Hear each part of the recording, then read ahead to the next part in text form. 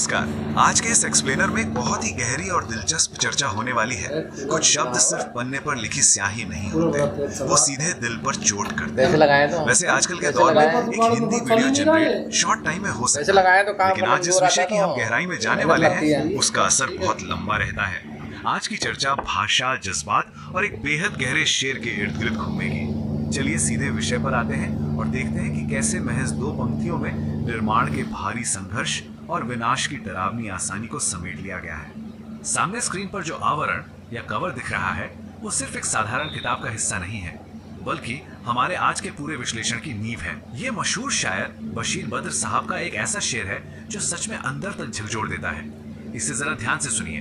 लोग टूट जाते हैं एक घर बनाने में, तुम तरस नहीं खाते बस्तियां जलाने में। इस खुरदुरे बैकग्राउंड पर लाल रंग की स्याही में लिखे ये शब्द जैसे अपनी कोई बहुत ही दर्दनाक कहानी बयां कर रहे हैं। आज इसी तस्वीर, इसके शब्दों और इसके बनावट के हर एक हिस्से को डिकोड किया जाएगा। चलिए सबसे पहले इस शेर की पहली लाइन को गहराई से समझते हैं। लोग टूट जाते हैं एक घर बनाने में। यहाँ जो सबसे ज्यादा ध्यान खींचने वाले शब्द हैं वो है टूट जाते हैं। सोचने वाली बात है ना? ये सिर्फ ईंट पत्थर जोड़ने वाली शारीरिक मेहनत की बात नहीं है।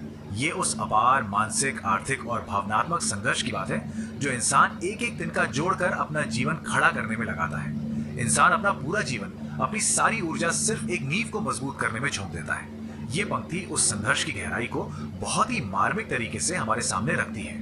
अब एक और दिलचस्प बात पर गौर करते हैं। शब्द एक और घर का जो एक साथ इस्तेमाल हुआ है ना, वो बहुत कुछ कहता है। यहाँ बहुवचन नहीं है, किसी बड़ी इमारत या शहर की बात नहीं हो रही है। यहाँ सिर्फ एक अकेले घर की बात हो रही है। ये बहुत ही शानदार तरीके से दिखाता है कि निर्माण की प्रक्रिया कितनी धीमी और कितनी व्यक्तिगत होती है। एक आम इंसान के लिए उसका वो एक घर ही उसकी पूरी दुनिया होता है। इसमें जो एक एक ईंट जोड़ने का व्यक्तिगत प्रयास और भावनाएं छुपी हैं, उसे यहाँ बेहद खूबसूरती से उकेरा गया है।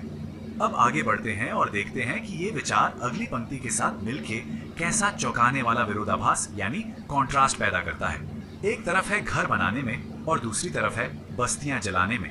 ये तुलना सच में रोंगटे खड़े कर देती है। कवि ने कितनी चतुराई से एक बहुत ही छोटे से व्यक्तिगत प्रयास की तुलना एक विशाल सामूहिक विनाश से कर दी है। निर्माण जहां एक बहुत ही सूक्ष्म और धीमी प्रक्रिया है, वहीं विनाश कितना बड़ा और कितना अचानक होता है। चलिए एक बार फिर अपने मुख्य स्रोत की तरफ चलते हैं और इसकी टाइपोग्राफी की एक बहुत ही खास बात पर ध्यान देते हैं। दूसरी पंक्ति को जरा गौर से देखिए। तुम तरस नहीं खाते बस्तियां जलाने में। क्या ये बात ध्यान में आई कि ये लाइन वर्गाकार कोष्ठक यानी स्क्वायर ब्रैकेट्स के अंदर बंद है? ये कोई साधारण डिजाइन विकल्प नहीं लगता। ऐसा लगता है जैसे इन शब्दों को जानबूझकर कैद कर दिया गया हो, या फिर ये उस कड़वी और कठोर वास्तविकता को दिखा रहा